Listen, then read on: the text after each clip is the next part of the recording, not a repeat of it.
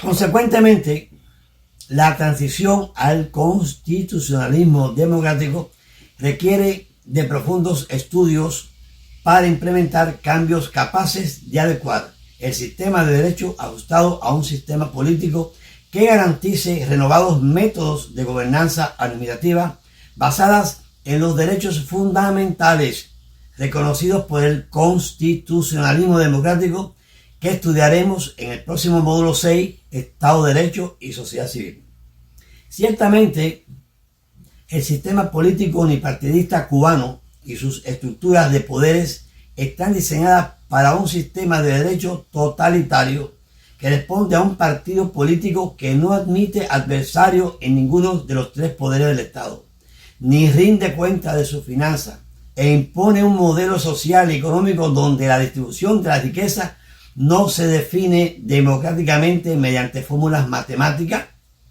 de respeto equitativo en beneficio de la sociedad,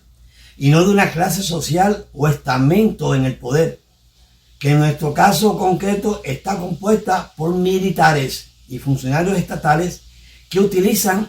al precario sector privado a partir de sociedades mercantiles con testaferros al frente de sus negocios privados. La distribución de la riqueza resulta un aspecto importante encaminado a estimular a los sectores de la economía. En el caso del sector privado y la inversión extranjera, los derechos están limitados por el artículo 31, pues el Estado, al poseer el control de la concentración de la propiedad, es el encargado también de la distribución de la riqueza, con el fin de preservar sus límites al extremo de emplear cualquiera de los mecanismos económicos y estratégicos orientados por el partido, respaldado constitucionalmente por el artículo 5, habida cuenta que los poderes del partido están por encima de la sociedad y, en consecuencia, dada una situación determinada, el Estado puede afectar en un momento preciso a cualquier actor económico. Es aquí un ejemplo más de lo perjudicial para el sistema económico estar subordinado al sistema político. Este engranaje gubernamental en la Constitución del 2019 resulta fatal para el desarrollo social, habida cuenta que la distribución de los ingresos y recursos se generan en parte mediante el mercado, pero entonces el Estado,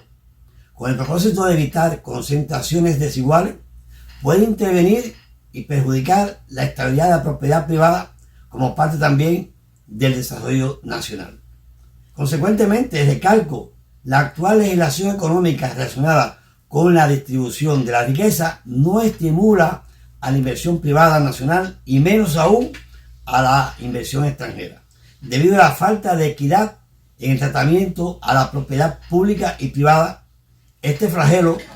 constitucional y económico obstaculiza la estabilidad social. La estabilidad social es una condición sociológica relacionada con la capacidad del Estado para mantener un orden gubernamental de equilibrio y coherencia con estructuras constitucionales sólidas que garanticen a las clases sociales armonía y eviten conflictos que puedan afectar la comunidad social. En 1959, con la suspensión de la Constitución de 1940, se implementaron estructuras de gobernabilidad totalitarias, carentes de derechos constitucionales, que liquidaron a la sociedad civil como actora y líder del sector de la economía privada. Desde entonces, la sociedad civil ha estado controlada por la sociedad política compuesta por las organizaciones sociales y de masa que respondieron y aún a 67 años responden a los intereses del único partido político en el poder a través de mecanismos jurídicos que enlazan obediencia y represión. Al mismo tiempo, estas organizaciones paraestatales han logrado simular ante la opinión mundial una aparente estabilidad social, por cierto, en franca decadencia por su incompatibilidad con los derechos naturales, como fuentes de los derechos fundamentales que informa la doctrina del constitucionalismo democrático. Llamo la atención, pues el abandono a los derechos naturales como fuente de los derechos humanos en los sistemas políticos y económicos crean el caldo de cultivo para la alteración del orden público, habida cuenta que esos contenidos jurídicos y políticos forman parte de los derechos fundamentales considerados por la doctrina del constitucionalismo democrático como instrumento capaz de evitar dictaduras, según lo previsto por el apóstol en su ensayo Los Códigos Nuevos.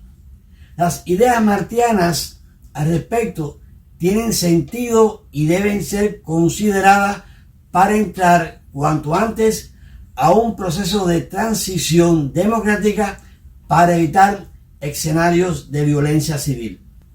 La estabilidad social es un propósito de la gobernanza llamada a garantizar el bienestar y desarrollo de la sociedad civil, crear un ambiente propicio para el crecimiento económico, educativo y cultural, reducir la violencia y la delincuencia, establecer confianza en las instituciones y en el gobierno, promover la equidad económica y reducir las desigualdades y sobre todo sostener un sistema electoral de inclusión social y participación ciudadana. Resulta fundamental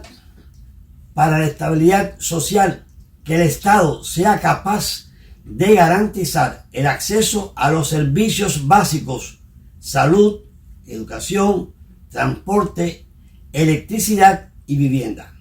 Por otro lado, los factores que amenazan a la estabilidad social son la pobreza extrema y la desigualdad, la distribución de la riqueza mal calculada, la discriminación y corrupción y los conflictos étnicos, religiosos o políticos. La estabilidad social está intrínsecamente ligada al desarrollo sostenible, pues ambas representan el equilibrio entre el crecimiento económico y el bienestar social, para que la sociedad mantenga cohesión, prosperidad y resista los cambios o crisis. Es decir, un entorno seguro y justo para todos los miembros. José Martí destacó en su ensayo Los Códigos Nuevos que las necesidades humanas para la conservación y reproducción de la vida en su misión de garantizar la existencia del hombre se constituyen en derechos. En sentido analógico, se puede entender que el apóstol